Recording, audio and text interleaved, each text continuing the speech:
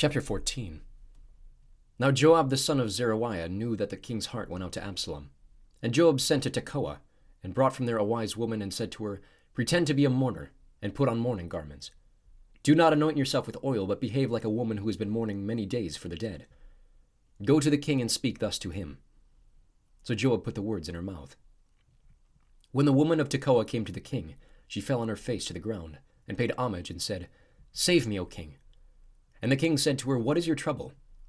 She answered, Alas, I am a widow. My husband is dead. And your servant had 2 sons, and they quarreled with one another in the field. There was no one to separate them, and one struck the other and killed him. And now the whole clan has risen against your servant. And they say, Give up the man who struck his brother, that we may put him to death for the life of his brother whom he killed. And so they would destroy their heir also. Thus they would quench my coal that is left, and leave to my husband neither name nor remnant on the face of the earth. Then the king said to the woman, Go to your house, and I will give orders concerning you. And the woman of Tekoa said to the king, On me be the guilt, my lord the king, and on my father's house. Let the king and his throne be guiltless. The king said, If anyone says anything to you, bring him to me, and he shall never touch you again.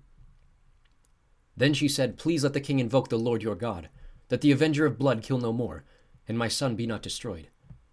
He said, As the Lord lives, not one hair of your son shall fall to the ground. Then the woman said, Please let your servant speak a word to my lord the king. He said, Speak. And the woman said, Why then have you planned such a thing against the people of God? For in giving this decision the king convicts himself, inasmuch as the king does not bring his banished one home again. We must all die. We are like water spilled on the ground, which cannot be gathered up again. But God will not take away life, and he devises means so that the banished one will not remain an outcast. Now I have come to say this to my lord the king, because the people have made me afraid. And your servant thought, I will speak to the king. It may be that the king will perform the request of his servant. For the king will hear and deliver his servant from the hand of the man who would destroy me, and my son together from the heritage of God. And your servant thought, The word of my lord the king will set me at rest. For my lord the king is like the angel of God to discern good and evil. The Lord your God be with you. Then the king answered the woman, Do not hide from me anything I ask you. And the woman said, Let my lord the king speak. The king said, Is the hand of Joab with you in all this?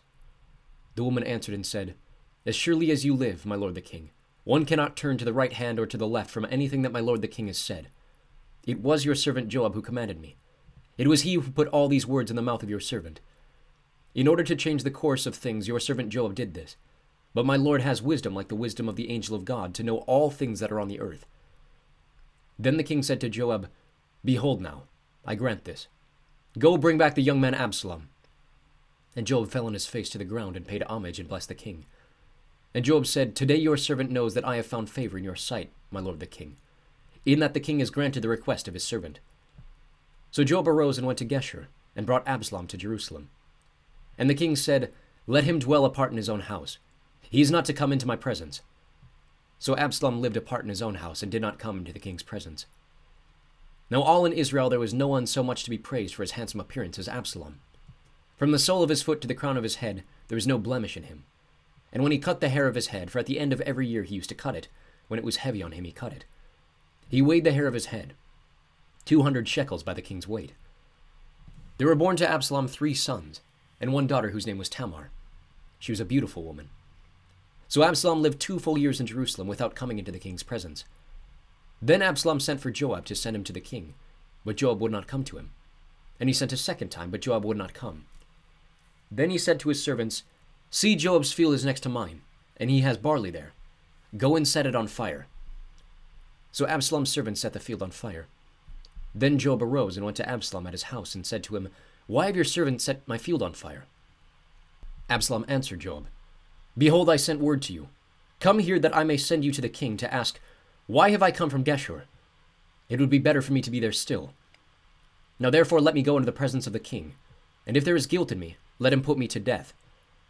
Then Joab went to the king and told him, and he summoned Absalom.